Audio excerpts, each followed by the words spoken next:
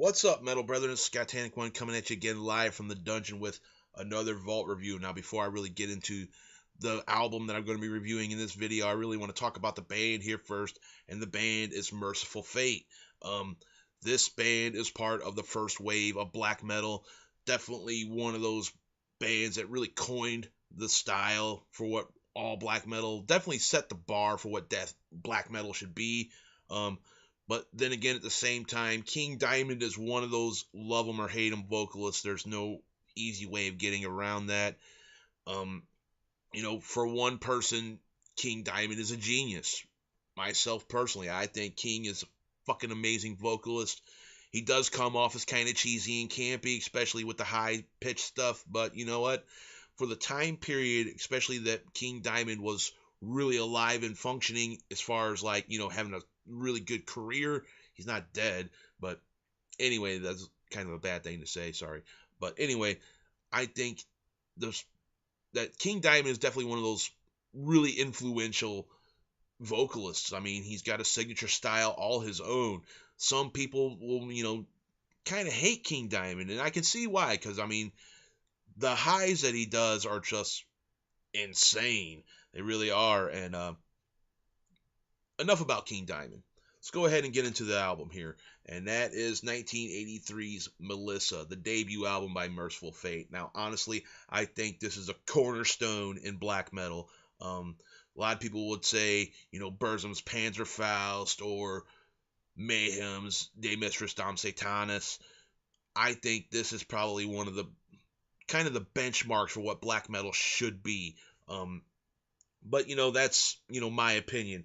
Let's go ahead and get into some tracks on this bitch, because this is a really classic record. I don't care what anyone says, this record is fucking awesome. Evil, The Curse of the Pharaohs, Into the Coven is definitely my favorite Mercyful Fate track ever.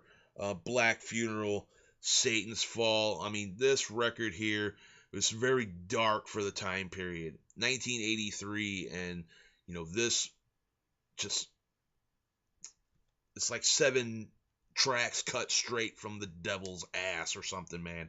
This is a really, really great record. If you never really got into Mercyful Fate, never heard any of their stuff, start off with Melissa. It's definitely worth your time, worth your effort, especially if you dig on King Diamond and his vocal approach. Now, I'm going to go ahead and, you probably won't be surprised with the score that I give this record. It's very kind of lo-fi produced, but that kind of adds to the charm of most black metal. I mean, most of the early black metal releases are very lo-fi, especially when it comes to production, and very muddy sounding, which Mercyful Fate kind of broke that just a tiny bit. I mean, the guitar work on the first 2 Mercyful Fate records, which I'm going to get into, I'm going to review the next one, just kind of, it's really just staple, badass metal guitar. Can't really say enough about it. So I'm going to go ahead and rate Melissa for you. Melissa is definitely a 5 out of 5. If you don't own a copy of Melissa and are really into black metal, you're really missing out on one of the bands that definitely helped shape and mold the genre. But, you may not agree. You may agree with me. Go ahead and hit me up in the comments. Let me know what you think. Mercyful Fate, yay or nay? Take it easy, metal brethren. Later on.